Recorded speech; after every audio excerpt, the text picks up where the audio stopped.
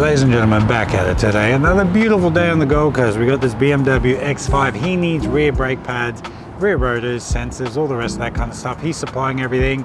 So, drove down here. It is a weekend. Holy shit, that traffic was bad. But we're here now, so let's get stuck straight into it. So, you can see here that these are quite low up the back. So with these BMWs, you have to clear the actual code that comes up, or I should say reset the brake wear sensor light. So we're going to put the handbrake down. Now on these BMWs, the handbrake isn't actually in the caliper, it's in the actual drum or shoe, whatever you want to call it. So obviously we need to release that so then we can take the rotor off.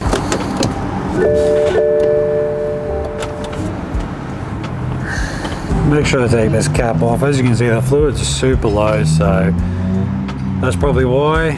Pads are really low too. Here are the fronts. So anyway, let's get started. Pull this rear wheel off and change these pads and rotors. So this is essentially what we're looking at here. Very straightforward job at the end of the day. I know BMW is supposed to be pretty crazy, but this style isn't too bad. A couple of little things you got to know about them, but don't forget you have this screw that's holding this rotor on.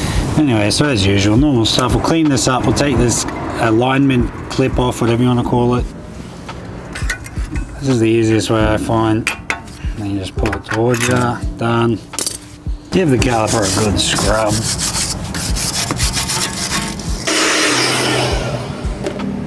Now this isn't the side that has the sensor on, but the sensor is very straightforward to change. Unplug it, plug it back in into the back of the pad. Loosen off the two bolts holding on this caliper. These two have been removed. Give them a clean, put them to the side, spray them down with some brake clean and a little scrub.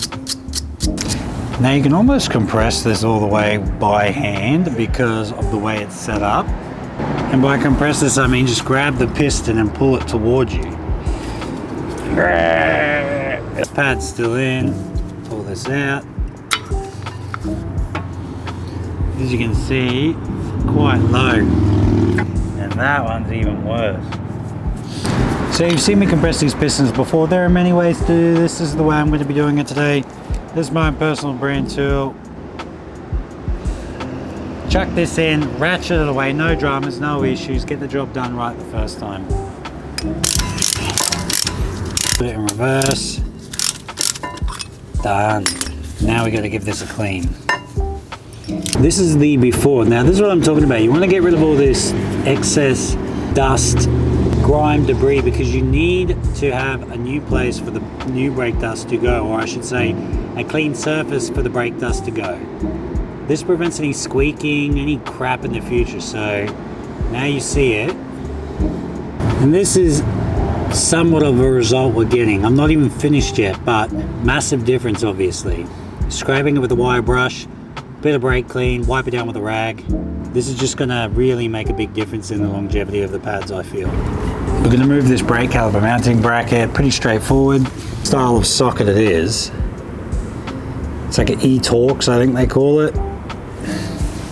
Anyway, you throw this on here and away you go. Here's the brake caliper mounting bracket. I have a lot of people, sometimes they'll see me put these on and they don't have the metal guide clips. This is just how a lot of these cars are, a lot of these European cars. So just keep that in mind. It's not something I'm forgetting, it's just the way it is, but check this out. See how dirty that is? We've got to clean that. And that's why it's going to go from this to this. So obviously massive difference on the inside too. So now again, it's a longevity thing. It's not cheap to replace brakes on European cars. Obviously the dude's supplying it, so I just do flat rates, so it's cheap either way, but that doesn't mean cheap is low quality when I do the work. So it's just something to note. Man, the cleanliness I find, sometimes I'll get calls from customers, hey Andrew, I got my brakes done 2 weeks ago, have a look. We're talking literally one bolt out of the brake caliper, lifted it up, pads in, shut it, bolt in, don't take it for a test drive, see you later. Come on. We do things a little bit differently around here. So now, like I mentioned earlier, we got to remove this rotor. It's got size 6 hex bolt, Allen key bolt, whatever the hell bolt you want to call it, in there. So that needs to be removed, and the rotor should come off pretty straightforward. Many of you will know about this. This is just an impact screwdriver. This is the way to do it. You can do it many other ways. With these kinds of hex / Allen heads on them, you don't really have as much drama rounding them, especially a size this big. But it's always good to just invest in one of these, because it could be the difference between you stripping it out and one day having to spend, you know, a bit of time drilling the thing out, when you could have just used the right tool the right time. So as simple as this, 1, 2, bang, bang. See, she's on there. Like, this what I'm talking about. If I didn't have this tool, we would have been in drama. Because this is only coming loose with a couple of hits.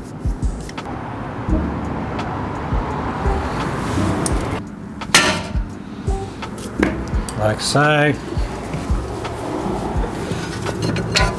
Straight off. As I said, these have shoes in this hub of this part of the hub, or the drum, I suppose you might want to call it. They don't ever really, like, and they'll only wear out if you leave them on. This will last a shitload of time, as long as you don't damage them by leaving it on.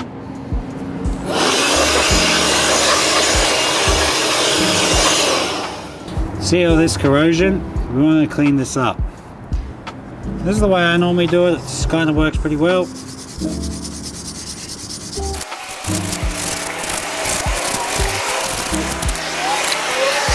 And feels a hell of a lot better.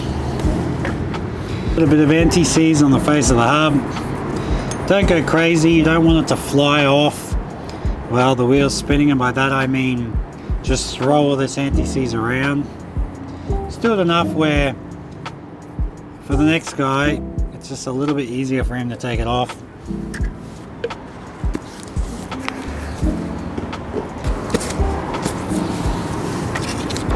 From there, have your screw ready to go, because we're going to throw this new rotor on. The new rotor.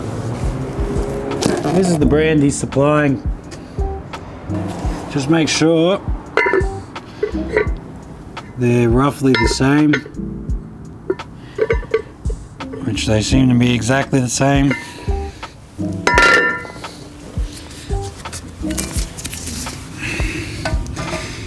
And we're just going to chuck this back on. Throw this guy back in. Because these screws, as most of you know, are generally there to hold it on during assembly. And also this, because it's a Euro, doesn't have studs. So, as in wheel studs to hold any of the rotors, anything like that to support it. We're going to throw this back on. And this is the benefit of having everything organized, cleaned, and ready to go, so then we can just chuck it all back together, knowing that everything has been done and we haven't missed anything. So as you saw, this pad's actually inserted into the caliper, so that's what we're going to do. Just chucked a small touch of grease on the back of this brake pad. Grease on this slide here, slash bolt. Just chuck in this spring, just like that.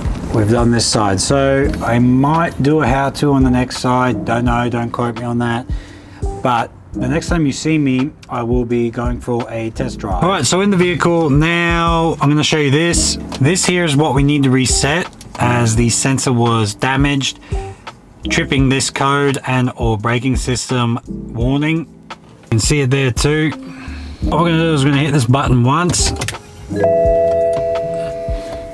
I'm going to hold this down until it gives us the menu option there to click through and choose our desired reset. So there it is. You want to reset it, hold it down, perform reset, hold it down. Now this won't work if the sensor is damaged, but we have a brand new sensor, so we on. And then you got all the other stuff you want to do, but that's not why we're here. We just did the back brake, so we don't want to stuff with that. From there, all of the brake warning codes and lights are gone. Now we just go for a test drive, make sure everything feels good, no squeaks, no grinds, no issues. You guys know the drill by now. We make sure we do it right first time. And by we, I mean me, because it is just me, one-man army. Take it up to a little bit of speed, hit the brakes. I can definitely hear the geomat still on there, so we'll try to burn it off again. This is the worst possible way I could have gone. There are so many cars. By the way, when you do that reset for the brake pads, make sure the door is shut. That sounds weird. It will not do it if the door is open. At least that happened to me once and I was going crazy. Shut the door, there it is. So keep that in mind. Right, we are very good actually. So this feels awesome. No dramas, no issues, no noise, no weird crap going on. Back check, make sure the geomat finish is burnt off. If it's not, it's okay. The customer can burn off in like 1 or 2 drives and it won't really affect anything. So you saw most of it's burnt off. It drives awesome. These cars have such good brakes. So when you put a bit of effort into it, get it done right the first time, you won't have any dramas in the future with expensive repair bills. Hey, listen guys, thank you so much for watching. Like, share, subscribe, check out the other stuff on the channel. If you need any work done, Brisbane, Gold Coast, Ipswich area, hit up this page here. I'm actually down the Gold Coast today, which is pretty cool. Nice sunny day, although the traffic was shithouse. Other than that, this is the first video after I just hit 5,000 subs, so that's pretty cool. So yay, let's see how far we can go with it, eh? Anyway, thanks again guys. See you in the next one. Peace.